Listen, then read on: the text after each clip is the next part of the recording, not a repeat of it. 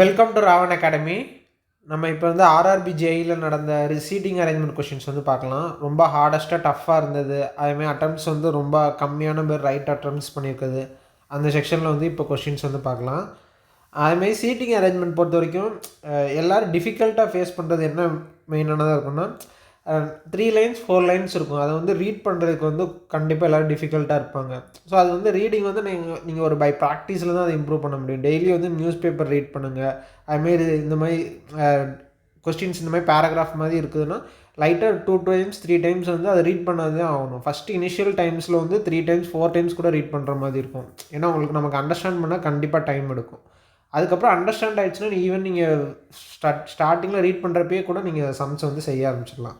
அதுமாதிரி அதுக்கடுத்து போக போக வந்து உங்களுக்கு இம்ப்ரூவ் ஆயிடும். அதுமாதிரி ரீசனிங் செக்ஷன்லலாம் வந்துட்டு ஈஸியாக வந்து ஸ்கோர் பண்ணக்கூடிய டாபிக். ஈவன் வந்துட்டு ஆப்டிடியூடில் கூட நீங்கள் ஃபார்முலா ரிமைன் பண்ண வேண்டியிருக்கும். இல்லைனா அது என்ன மெத்தடில் போகணும் அது மாதிரி யோசிக்க வேண்டியிருக்கும். அதுமாதிரி இங்கிலீஷ்க்குமே வந்துட்டு ஏதாவது யோசித்து அதை ஞாபகம் வச்சுக்கணுன்னு இருக்க மாதிரி இருக்கும். ரீசனிங்லாம் அந்த மாதிரி எதுவுமே இருக்காது. எதுவுமே மைண்டில் வந்து ரிஜிஸ்டர் பண்ணிக்கணுன்னே தேவையில்லை. சிம்பிளாக ரீட் பண்ணிட்டு நீங்கள் அப்படியே ஆன்சர் சால்வ் பண்ணுற மாதிரி தான் இருக்கும். ஆனால் இதில் டிஃபிகல்ட் ஆகிறது என்ன ஒன்றுனா இப்போ 3 லைன்ஸ் 4 லைன்ஸ் இருந்துச்சுன்னா நமக்கு ரீட் பண்ண டைம் எடுக்கும். ப்ளஸ் நம்ம டைம் கன்சியூம் பண்ணி இது பண்ணுவோம். அதுதான் லேட் ஆகும். அதனால் இது வந்து நீங்கள் ஈஸியாக வந்து ப்ராக்டிஸ் பண்ணிங்கன்னா கண்டிப்பாக ஈஸியாக சால்வ் பண்ணிடலாம். சரி, இப்போ வாங்க ஸ்ட்ரைட்டாகவே நம்ம கொஷின்ஸ்குள்ளே போகலாம். ஃபர்ஸ்ட் கொஸ்டின் பாருங்கள், என்ன கேட்டிருக்காங்கன்னு சொல்லிட்டு. இதில் வந்து ஈவன் ஆன்சரோட தான் இருக்க மாதிரி இருக்கும். நீங்கள் இதை ஒரு வேளை வந்துட்டு நீங்கள் சால்வ் பண்ணணும்னு நினச்சிங்கன்னா பாஸ் பண்ணி வச்சுட்டு நீங்கள் இதை செஞ்சு பார்த்துட்டு சால்வ் பண்ணி பாருங்கள். நம்ம இப்போ கொஸ்டின்ஸ் என்னென்னு பார்க்கலாம். ஃபஸ்ட்டு கொஸ்டின்ஸ் எப்படி கொடுத்துருக்காங்கன்னு பாருங்களேன். 6 students are setting around A circular table facing the centre. First இந்த கொஸ்டின் நான் ரீட் பண்ணிடுறேன். L is an immediate neighbor of both J and H. I is sitting second to the left of J. K is sitting third to the right of G. G is an immediate neighbor of both I and H. The position of how many persons will remain unchanged if all the persons are arranged in English alphabetical order in clockwise direction starting from G.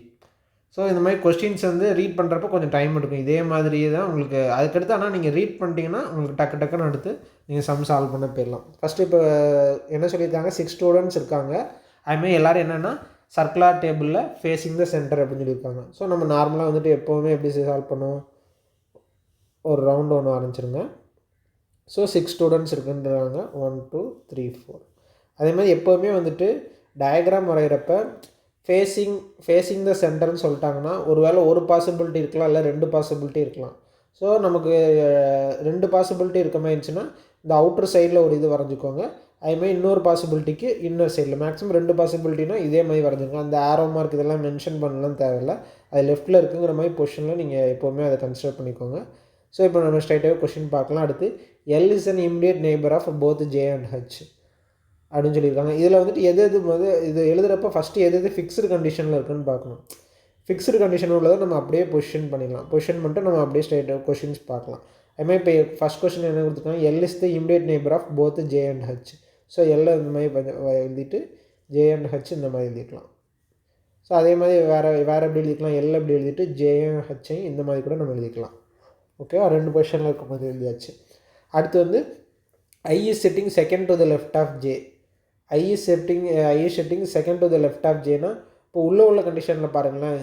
உள்ள facing towards centre, second to the லெஃப்ட்டில் already H place ஆகிருக்கு. So உள்ள condition படி இருக்காது. So வெளியில் உள்ள condition படி மட்டும்தான் இருக்கும். ஏன்னா வந்து I is sitting second to the left of J. இந்த இதில் நம்ம ஐயை வந்து பொசிஷனை ப்ளேஸ் பண்ண முடியாது. ஸோ இந்த இடத்துல ஐ வராது. ஸோ உள்ள கண்டிஷன் படி வராது, வெளியில் உள்ள கண்டிஷன் தான். H L J. J பறஞ்சாச்சு. I is sitting second to the left of Jனா இங்கேருந்து 2 பொசிஷனில் I வந்து இங்கே வந்து இருக்கும். இது ஒரு கண்டிஷன். அடுத்த கண்டிஷன் பாருங்கள், K is sitting third to the right of H. H இங்கே இருக்குது, sitting third to the right of H. Hக்கு தேர்ட் பொசிஷனில் இருக்குது ரைட்டில். ஸோ இது arrow mark facing towards the centre. 1 2 3. Hோட பொசிஷன், Kவோட பொசிஷன் எங்கன்னா இங்கே. K is sitting third to the right of H. Hலேருந்து K இங்கே வந்துச்சு. அடுத்த கொஸ்டின் பாருங்கள், G is an immediate neighbor of both I and H. I and Hக்கும் immediate நெய்பராக என்ன இருக்குது, G இருக்குதுன்னு சொல்லிட்டாங்க. ஸோ இது I இது H இது ரெண்டுக்கும் இம்மிடியேட் நெய்பராக G. ஸோ இப்போ எல்லா பொசிஷனுமே நமக்கு ஃபிக்ஸ் ஆகிடுச்சு. ஸோ நமக்கு வேறு எதுவும் சேஞ்ச் பண்ண தேவையில்லை. அடுத்த கொஸ்டின்ஸ் என்ன கேட்டிருக்காங்கன்னு பாருங்கள். என்ன சொல்லியிருக்காங்க question, the position of how many persons will remain unchanged if all the persons are arranged in English alphabetical order in clockwise direction starting from G. So என்ன சொல்லியிருக்காங்க, எல்லாத்தையுமே வந்துட்டு கிளாக் வைஸில் வந்து நம்ம அரேஞ்ச் பண்ணி வச்சுருக்கணும். ஃப்ரம் ஜியில் அரேஞ்ச் பண்ணி வச்சுருந்தோன்னா எவ்வளோ பெர்சன்ஸ் வந்து ரிமைன்ஸ் அன்சேஞ்சாக இருக்குது அப்படின்னு சொல்கிற மாதிரி கேட்டிருக்காங்க. ஸோ ஆல்ரெடி ஜியிலேருந்து ஸ்டார்ட் பண்ணணும்னு சொல்லியிருக்காங்க. ஸோ ஜி இங்கே இருக்க போகுது. அதே மாதிரி ஜிக்கு அப்புறம் என்ன வரப்போகுது, ஹைச். அதுக்கப்புறம் என்னது, ஐ, ஜே, கே, எல். ஸோ இது வந்து டயக்ராமில் உள்ளது. ஸோ இது வந்து நம்ம ஆல்ஃபபெட்டிக்கல் ஆர்டரில் அவங்க சொன்னபடி அரேஞ்ச் பண்ணிட்டோம். இப்போ என்ன கேட்டிருக்காங்க, how many positions remains unchanged, எவ்வளோ பொசிஷன் எவ்வளோ பெர்சன்ட் வந்து ரிமைன்ஸ் அன்சேஞ்சாக இருக்குது அப்படின்னு சொல்லி கேட்டிருக்காங்க. ஸோ ஜி இது ஒன்று அன்சேஞ்சாக இருக்குது. அதுமாதிரி ஹச் இது ஒன்று அன்சேஞ்சாக இருக்குது. எல் சேஞ்ச் ஆகிடுச்சு. ஜே ஒன்று அன்சேஞ்சாக இருக்குது. அப்புறம் கே ஒன்று அன்சேஞ்சாக இருக்குது. ஸோ ஐ மாறிடுச்சு. ஸோ மொத்தமாக 4. ஆன்சர் வந்து 4. சிம்பிளாக இருக்க கொஷின்ஸ் தான். இதில் வந்து நீங்கள் ஒன்றும் பெருசாலாம் வந்து 4 பாசிபிலிட்டி எடுத்துலாம் சால்வ் பண்ணுற மாதிரிலாம் இல்லை. டேரெக்டாக தான் இருக்குது. நீங்கள் அப்படியே சால்வ் பண்ணிட்டு ஆன்சர் போட்டுடலாம். ஆனால் இதிலே பாருங்களேன், ராங் அட்டம்ப்ட்ஸ் வந்து 32% வந்து ராங்கு. ஸோ இந்த மாதிரி நீங்கள் எப்போவுமே வந்துட்டு இது பண்ணாங்க. நான் மேக்ஸிமம் குழப்புறது என்னென்னா, கிளாக் வைஸில் அரேஞ்ச் பண்ணுறது குழப்பம், இல்லைன்னா ஏதாவது ஒரு பொசிஷனில் எங்கேயாவது நின்றுடும், அந்த மாதிரி தான் இருக்கும். இது நின்றுட்டு திரும்ப திரும்ப சால்வ் பண்ணுற மாதிரி பண்ணுவாங்க. அந்த மாதிரிலாம் பண்ணாதீங்க. கொஷின் என்ன கேட்டிருக்காங்கன்னு ஒரு தடவைக்கு 2 தடவை நல்லா ரீட் பண்ணிடுங்க. ரீட் பண்ணிவிட்டு அதுக்கப்புறம் சம் சால்வ் பண்ணுங்கள். ஈஸியாக தான் இருக்கும். அடுத்த ரீசனிங் கொஷின் பார்க்கலாம். என்னென்னா 2 ஸ்டேட்மெண்ட்ஸ் வந்து கொடுத்துருக்காங்க. அதில் வந்துட்டு எது sufficient to answer the questions அப்படின்னு சொல்லி கொடுத்துருக்காங்க. ஸோ இந்த மாதிரி ஸ்டேட்மெண்ட் வச்சு கொடுக்குறப்ப என்ன கேட்டிருப்பாங்கன்னா, 2 ஸ்டேட்மெண்ட் கொடுத்துட்டு ஏதாவது ஒன்று வச்சு சஃபிஷியண்ட்டாக பண்ண முடியுமா, இல்லை 2 இதுவுமே தேவைப்படுமா, அந்த மாதிரி கொடுத்துருப்பாங்க. இதுவுமே வந்து ஒரு சிம்பிளாக இருக்க கொஷின் தான். என்னென்னா இந்த நிறையா கொடுத்துருக்கனால நமக்கு ரீட் பண்ணுறது தான் கன்ஃபியூஸ் ஆகிட்டு நிறைய பேர் குழப்போம். ஆனால் கொஷின்ஸ் வந்து இது ஆன்சர் பண்ணுறது ரொம்ப ரொம்ப ஈஸியான கொஷின்ஸ் தான். ஸோ வந்துட்டு நம்ம கொஸ்டின்ஸ் என்ன கொடுத்துருக்காங்க, ABCDE are sitting straight line facing north, who chits on the extreme left hand. நம்ம கண்டிஷன் என்னது, யார் லெஃப்ட் ஹேண்டில் இருக்கா அப்படிங்கிறத கண்டுபிடிக்கணும். அதுக்கு வந்து 2 கண்டிஷன் கொடுத்துருக்காங்க. A sits fourth to the right of E, exactly 1% sits between B and C. Okay, இப்போ நம்ம வந்துட்டு இந்த மாதிரி நார்த் ஃபேஸிங்கில் உள்ளதுக்கு நம்ம எப்படி செய்யலாம், ஃபுல்லாகவே நார்த்து ஃபேஸிங்னா நமக்கு ஆல்ரெடி பார்த்துருந்தோம். பாசிபிலிட்டிஸ் பார்க்குறதுக்கு 1 2 3 4 5, மேலே ஒரு பாசிபிலிட்டி கீழே ஒரு பாசிபிலிட்டி, எப்போவுமே 2 வர மாதிரி நீங்கள் போட்டுக்கணும். நார்த் ஃபேஸிங் சவுத் ஃபேஸிங் மொத்தமாக கொடுத்துருந்தாங்கன்னா அதை பார்த்துட்டு நம்ம அதுக்கடுத்து இப்போ கொஷின்ஸ்குள்ளே போகலாம். என்னென்னா A sits fourth to the right of E. So A sits fourth to the right of E, இதை வச்சு மட்டுமே நம்மளால் டிஃபைன் பண்ண முடியுமா. ஏ இங்கே வச்சுட்டு E 1 minute, A sits fourth to the right of E. So எல்லாமே நார்த் ஃபேஸிங்கு. ஸோ இ இங்கே பொசிஷன் ப்ளேஸ் பண்ணால் ஏ வந்து இங்கே வந்துடும். A sits fourth to the right of E. இதை வச்சு நம்ம வந்துட்டு so A sits fourth to the right of E. So வந்துட்டு இயை ப்ளேஸ் பண்ணிட்டு ஏவை வந்துட்டு இங்கே ப்ளேஸ் பண்ணிடலாம். ஸோ இப்போ வந்துட்டு இயை வேறு எங்கேயாவது ப்ளேஸ் பண்ண முடியுமா, இயை இங்கே ப்ளேஸ் பண்ணால் ஒன்று A sits fourth to the right of இனா ஏ இங்கே வரும். இயை வந்து இப்படி செகண்ட் பொசிஷனில் எழுதணுன்னா ஏ இங்கே வரும். மொத்தமே 5% தான் இருக்காங்க. ஸோ வந்து இயை வந்து நம்ம செகண்டு தேர்டு ஃபோர்த்து இதில் எதுலேயுமே நம்மளால் ப்ளேஸ் பண்ண முடியாது. இயை ஃபஸ்ட் பொசிஷனில் மட்டும்தான் ப்ளேஸ் பண்ண முடியும். அப்படின்னா தான் நமக்கு மொதல் கண்டிஷனை வந்து நம்ம உள்ளவே சால்வ் பண்ண முடியும். நம்ம கொஸ்டின் என்ன கேட்டிருக்காங்க, who chits the extreme left hand. Extreme left ஹேண்டில் யார் இருக்கா, இ இருக்கா. அப்போ ஃபஸ்ட் கண்டிஷனை வச்சு மட்டுமே நம்ம வந்து கண்டுபிடிச்சிடலாம். இது ஒரு சில டைம் வந்துட்டு என்ன கேட்பாங்கன்னா, இதில் வந்துட்டு கொஷின்ஸ் நமக்கு எப்படி இருக்குன்னா, statement 1 is alone to sufficient to the answer, statement 2 is not. இந்த கண்டிஷன் சால்வ் ஆகிற மாதிரி இருக்குது. ஒரு சில டைம் என்ன கொடுத்துருப்பாங்கன்னா, ரெண்டுமே வந்து அலோன் டு சஃபிஷியன்ட் அது மாதிரி கொடுத்துருப்பாங்க. ஸோ அந்த மாதிரி கொடுத்துருக்காங்களான்னு கேட்டு கொஷினில் இருக்கான்னு பார்க்கணும். ஸோ இதில் எப்படி இருக்குது, both statement are put together are not sufficient இருக்குது. அதுமாதிரி both statement are 1 and 2 put together are sufficient to answer the questions. இது ஒரு கண்டிஷனாக இருக்குது. Data in statement alone is sufficient to answer the question. So இது நம்ம இருக்கான்னு check பண்ணி பார்க்கலாம். பட் ஆனால் இதில் ஃபஸ்ட்டு ஒன்றுக்கு நாட்டுன்னு சொல்லி கொடுத்துட்டாங்க. ஸோ இதிலே நம்ம டேரெக்டாக ஃபஸ்ட்டு ஆப்ஷன் செலக்ட் பண்ணிடலாம். ஆனால் ஒரு சில இதில் வந்து என்ன கொடுத்துருப்பாங்கன்னா, statement 1 is sufficient to answer the, அதே மாதிரி 2 வந்து அலோன் சஃபிஷியன்ட்டு சொல்லி கொடுத்துருப்பாங்க. அந்த மாதிரி கொடுத்துருந்தாங்கன்னா நம்ம ரெண்டுமே சால்வ் பண்ணுற மாதிரி இருக்கும். இது வந்து டேரெக்ட் ஸ்ட்ரைட்டாகவே நம்ம ஆப்ஷன் ஏ சூஸ் பண்ணிடலாம். இருந்தாலும் செகண்ட் கொஸ்டின் என்ன இருக்குதுன்னு சொல்லி நம்ம பார்த்தீங்கன்னா, exactly 1% sits between B and C. So என்ன சொல்லியிருக்காங்கன்னா, ஒரே ஒரு பர்சன் வந்து sits between B and C. So இப்போ பி எங்கே பொசிஷன் ப்ளே பண்ணால் சி எங்கே ப்ளேஸ் பண்ணலாம், பி எங்கே ப்ளேஸ் பண்ணால் சி எங்கே ப்ளேஸ் பண்ணலாம். ஸோ இந்த மாதிரி வேறு இடத்துல ப்ளேஸ் பண்ணலாம். ஆனால் இதை வச்சு மட்டுமே வந்துட்டு நம்மளால் டிஃபைன் பண்ண முடியாது. அதனால் செகண்ட் கண்டிஷன் வச்சு மட்டும் சொல்ல முடியாது. ஃபஸ்ட் கண்டிஷன் வச்சு மட்டுமே சொல்லிடலாம். இது உண்டு. அதுமாதிரி ஒரு சில டைமில் வந்துட்டு ரெண்டையுமே சேர்த்து நம்ம பார்க்குறோம்ல இருக்கும். ஸோ இதில் வந்துட்டு நமக்கு ரொம்ப ஈஸியாக தான் இருக்குது. A sits 4 to the right of ஈன்னு கொடுக்க வச்சு நம்ம எக்ஸ்ட்ரீம் லெஃப்ட் ஹேண்டில் யார் பொசிஷன் ப்ளேஸ் பண்ணியிருக்காங்கிறத கண்டுபிடிச்சிடலாம். So statement 1 is alone to sufficient answer the question. Data statement 2 is not. So இதை நம்ம செக் பண்ணி பார்த்தோம். இந்த பி அண்ட் சி வந்து வராதுன்னு சொல்லிட்டு. ஓகே, அடுத்து நெக்ஸ்ட் கொஸ்டின் பார்க்கலாம்.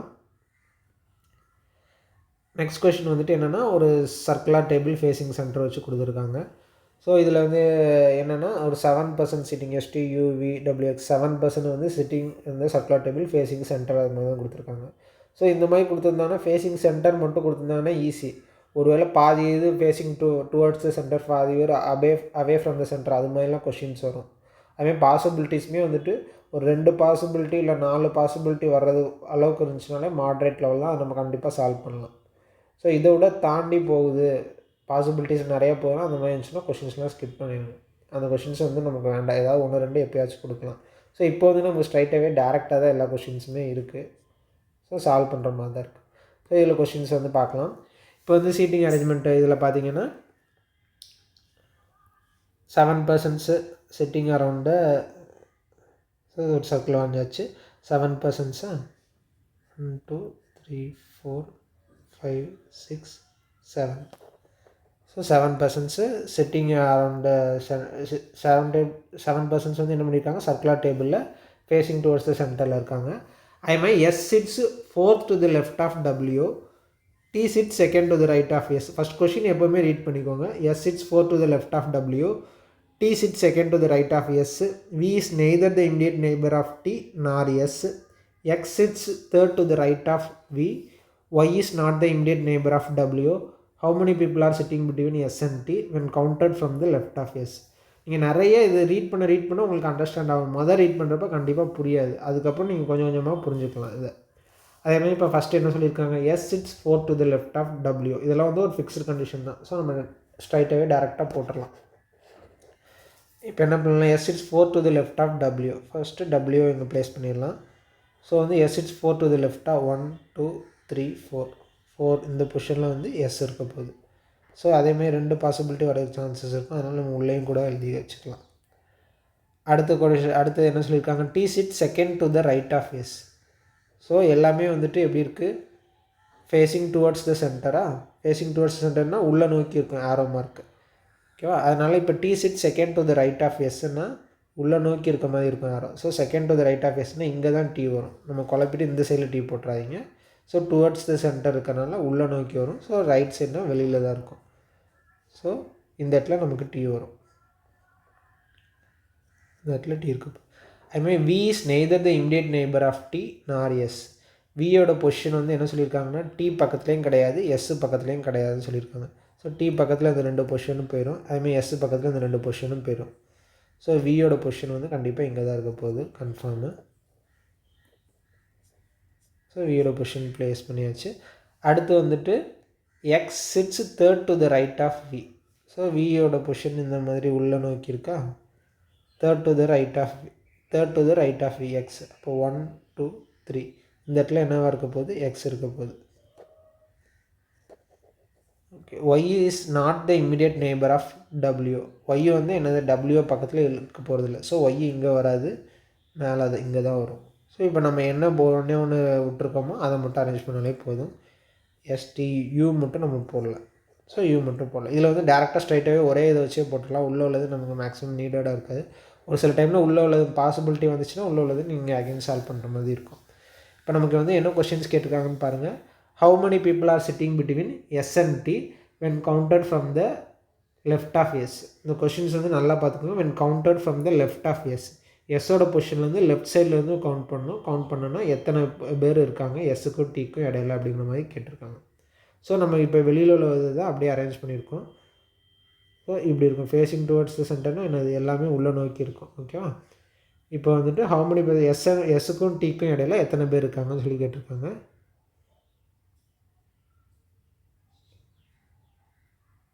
Left of S. So S வந்து உள்ளே நோக்கி இருந்துச்சுன்னா இந்த சைடு வந்துச்சுன்னா ரைட்டு, இப்படி வந்துச்சுன்னா லெஃப்ட்டு. ஸோ லெஃப்ட்டுனா ஒய் 1, இது ஒன்று, வி ஒன்று, டபிள்யூ ஒன்று, யூ ஒன்று, 4 பேர் இருக்காங்க. ஸோ இது உள்ளே நோக்கி இருக்குது. ஸோ லெஃப்ட் சைடுங்கிறது இந்த சைடு வரும். இதை கன்ஃபியூஸ் பண்ணிக்கூடாது. இது ரைட் சைட்லன்னா 1% எக்ஸ் மட்டும். அதேமாதிரி லெஃப்ட் சைட்லன்னா 4% சொல்லுவாங்க. கன்ஃபியூஸ் பண்ணிக்காதீங்க. எது ரைட்டு எது லெஃப்ட்டுங்கிறது பார்த்துருந்தாலே போதும். நிறைய பேர் வந்துட்டு இதை பார்த்துட்டு 1ன்னு அடிச்சுருந்துருப்பாங்க. அதனால் நிறைய தப்பாக இருந்திருக்கும். ஸோ லெஃப்ட் சைட்லேருந்து பார்க்குறப்ப 4. கரெக்ட் ஆன்சர் வந்து ஏ. இதிலே பாருங்கள் நிறையா பேர் இதில் வந்துட்டு மிஸ்டேக் பண்ணியிருக்காங்க. கரெக்ட் அட்டம்ப்டே 55% தான். ஸோ இந்த மாதிரி கொஷின்ஸ்லாம் நிறைய பேர் கன்ஃபியூஸ் ஆகிறாங்க. நீங்கள் கன்ஃபியூஸ் ஆகாதீங்க. அடுத்து நெக்ஸ்ட் கொஷின் பாருங்கள். ABCDEF and G are sitting around a circular table facing center. இதுவும் அதே மாதிரி தான் 7% sitting facing towards the center தான் இருக்குது. அதுமாதிரி B sits third to the right of F, D sits fourth to the left of D, C is neither the immediate neighbor of B nor D, A sits third to the right of C, E is not the immediate neighbor of D. How many people sits between E and G when counted from the left of E? So இது questions வந்து நமக்கு read பண்ணி அதை understand பண்ணுறது தான் நமக்கு கஷ்டமாக இருக்கும். ஆனால் நீங்கள் உள்ளே போட்டு சால்வ் பண்ணிட்டீங்கன்னா உங்களுக்கு ரொம்ப ஈஸியாகவே முடிஞ்சிடும். எப்போவுமே சீட்டிங் அரேஞ்ச்மெண்ட்லாம் பொறுத்த வரைக்கும். ஸோ அகைன் வந்துட்டு இப்போ நம்ம வந்துட்டு ஒரு சர்க்கிள் வரைஞ்சிடலாம். அதுமாதிரி இது என்ன 7%? 7% வந்து வரைஞ்சிடலாம். 6, 7. அதுக்கடுத்து சால்வ் பண்ண ஆரம்பிச்சிடலாம். என்னென்னா B sits third to the right of F. So எஃபோட பொசிஷன் ப்ளேஸ் பண்ணிடலாம். எஃபோட பொசிஷன் வந்து நம்ம இப்போ ப்ளேஸ் பண்ணியாச்சு. மறுபடியும் அடுத்த கொஷின்ஸில் என்ன கேட்டிருக்காங்க, B sits third to the right of F. So எல்லாமே டுவர்ட்ஸ் த சென்டர் தான். ஸோ யாரோவெல்லாம் உள்ளே நோக்கி இருக்கும். தேர்ட் டு த ரைட்னா 1, 2, 3 இங்கே வந்துடும் B. அடுத்து என்ன கொஷின்ஸ் கேட்டிருக்காங்க, D sits fourth to the left of B. So fourth to the left of Bன்னு சொல்லியிருக்காங்களா. ஸோ B இங்கே இருக்குது. ஸோ B இப்படி கூடி வந்தோன்னா நமக்கு ரைட்டு, ஏன்னா ஃபேஸிங் டுவர்ட்ஸ் த சென்டர். இந்த சைடு பொசிஷன்லாம் நமக்கு ரைட்டு, இந்த சைடு பொசிஷனில் தான் நமக்கு லெஃப்ட்டு. ஸோ நமக்கு என்ன சொல்லியிருக்காங்க, லெஃப்ட் பொசிஷனில் டி வந்து 4th பிளேஸில் இருக்குது. ஸோ லெஃப்ட் பொசிஷனாக இதில் தான் வரும். 1, 2, 3, 4. ஸோ டியோட பொசிஷன் வந்து நம்ம இப்போ ப்ளேஸ் பண்ணியாச்சு. அதேமாதிரி நீங்கள் அகைன் 2 பாசிபிலிட்டி கூட வரலாம். அதனால் FBயை உள்ளே போட்டு நமக்கு அப்படியே டியை வந்து உள்ளே இப்படி எழுதி வச்சுக்கோங்க. அடுத்து C is neither the immediate neighbor of B nor D. So C வந்து Bக்கும் Dக்கும் பக்கத்தில் இருக்காதுன்னு சொல்லிட்டாங்க. ஸோ C வந்துட்டு இந்த 2 பொசிஷன்லேயுமே வராது, இங்கேயுமே வராது. ஸோ C வந்து கன்ஃபார்ம் இங்கே தான் இருக்க போகுது. ஸோ இது நம்ம தெரிஞ்சது. அடுத்து A sits third to the right of C. A sits third to the right of C. இப்போ C பொசிஷன் இருக்குது. இதுலேருந்து தேர்டு ரைட் எடுத்தோன்னா நமக்கு A வந்துடும். எல்லாமே ஃபேஸிங் டுவர்ட்ஸ் த சென்டர், அதனால ஞாபகம் வச்சுக்கோங்க. ஸோ 1, 2, 3 போட்டோன்னா இந்த இடத்துல A வந்துட போகுது. அடுத்து E is not the immediate neighbor of D. D பக்கத்தில் E இருக்க போகிறதில்ல. ஸோ E இங்கே தான் இருக்க போகுது. அகைன் என்ன ஒன்று மிஸ் ஆகுது, G வந்து இங்கே. ஸோ இதுலேயுமே நம்ம வெளியில் உள்ள பாசிபிலிட்டி வச்சு மட்டுமே போட்டோம். உள்ளே உள்ளது நமக்கு பெருசாக நீடடாக இருக்காது. நம்ம இப்போ அடுத்த சம்மில் என்ன கேட்டிருக்காங்கன்னு பார்க்கலாம். அதுமாதிரி how many people sits between E and G when counted from the left of E. ஈக்கும் ஜிக்கும் இடையில எத்தனை பேர் இருக்காங்க when counted from the left of E. So E இப்படி ஃபேஸிங் டுவர்ட்ஸ் த சென்டர் இருக்குது. லெஃப்ட்லேருந்து பார்க்குறப்ப 1, 2, 3 3 பேர் வந்து ஈக்கும் ஜிக்கும் இடையில இருக்காங்க. இது சிம்பிளாக உள்ளதான் 3. கரெக்ட் ஆன்சர் வந்து டி. இதுலேயும் பாருங்களேன், ஒரு நியர்லி 50% கிட்டவங்க தான் அதை அட்டன் பண்ணுறாங்க.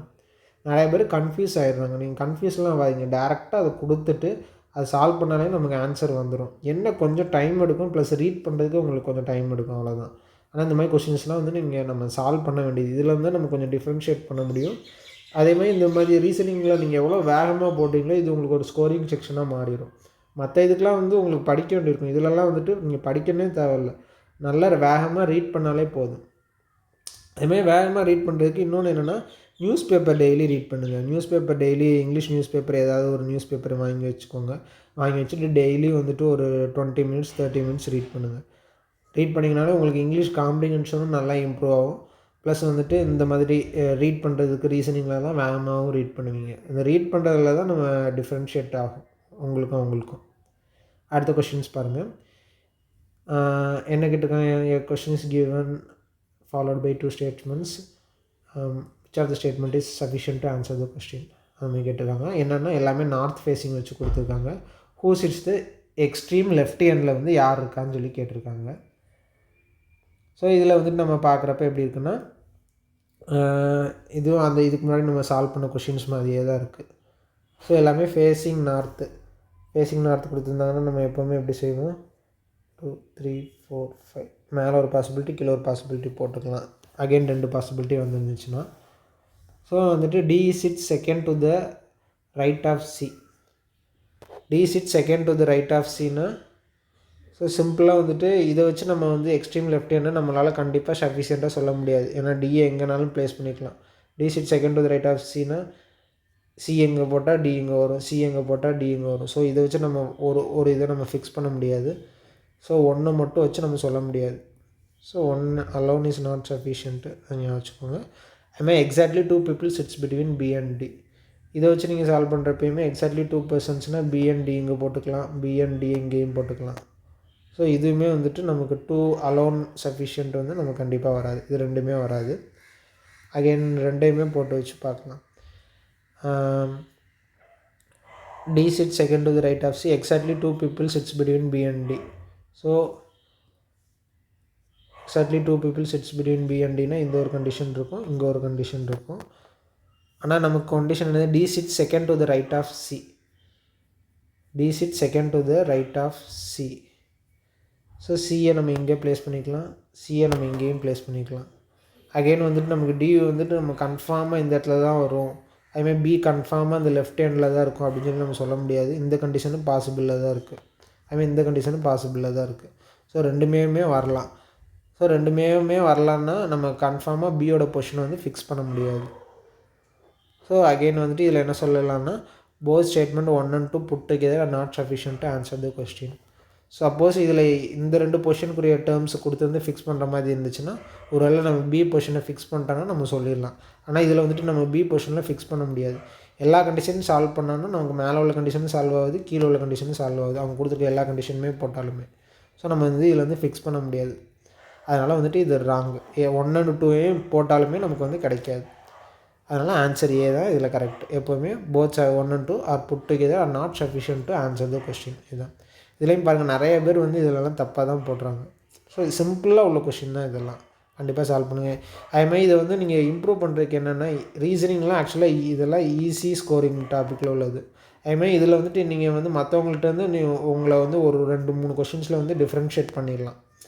ஸோ இவங்களாம் யாருமே வந்துட்டு வேகமாக ரீட் பண்ணுறவங்கலாம் இல்லைன்னா கொஞ்சம் டைம் லேக் ஆகும். நீங்கள் வேகமாக ரீட் பண்ணி சால்வ் பண்ணிட்டீங்கன்னா நீங்கள் உங்களுக்கு டைம் ஆகும். ப்ளஸ் ஒரு 2-3 மார்க் மற்ற செக்ஷன்லேருந்து நீங்கள் இதில் இம்ப்ரூவ் ஆகிக்கலாம். ப்ளஸ் உங்களுக்கு ஓவராலுமே மார்க் இன்க்ரீஸ் ஆகிட்டே இருக்கும். இந்த மாதிரி கொஷின்ஸ்லாம் வந்துச்சுன்னா கண்டிப்பாக சால்வ் பண்ணுங்கள். இதெல்லாம் ஈஸியான கொஷின்ஸ் தான். அதுமாதிரி இதை இம்ப்ரூவ் பண்ணணும், எனக்கு ரீட் பண்ண ரொம்ப கஷ்டமாக இருக்குது அந்த மாதிரி நினச்சிங்கன்னா, டெய்லி எப்போவுமே நியூஸ் பேப்பர் ரீட் பண்ணுங்கள். கண்டிப்பாக நியூஸ் பேப்பர் நீங்கள் ரீட் பண்ண என்ன ஆகும்னா, உங்களுக்கு ஜிகே கொஞ்சம் கரண்ட் அஃபேர்ஸ் கொஞ்சம் கவர் ஆயிரும். ப்ளஸ் இங்கிலீஷ் ரீடிங் வந்து இம்ப்ரூவ் ஆகும். அதனால் இங்கிலீஷ் காம்ப்ரிஹென்ஷன் வந்து உங்களுக்கு நல்லா ஃபாஸ்ட்டாக இருக்கும். அதுமாதிரி ரீசனிங்கில் இந்த மாதிரி பசில் சீட்டிங் அரேஞ்ச்மெண்ட் அந்த மாதிரி கேட்டிருந்தாலுமே உங்களுக்கு அது இம்ப்ரூவ் ஆகும். எப்போவுமே நியூஸ் பேப்பர் வந்து டெய்லி ரீட் பண்ணுங்கள், உங்களுக்கு கண்டிப்பாக அது யூஸ்ஃபுல்லாக இருக்கும். Okay, thank you.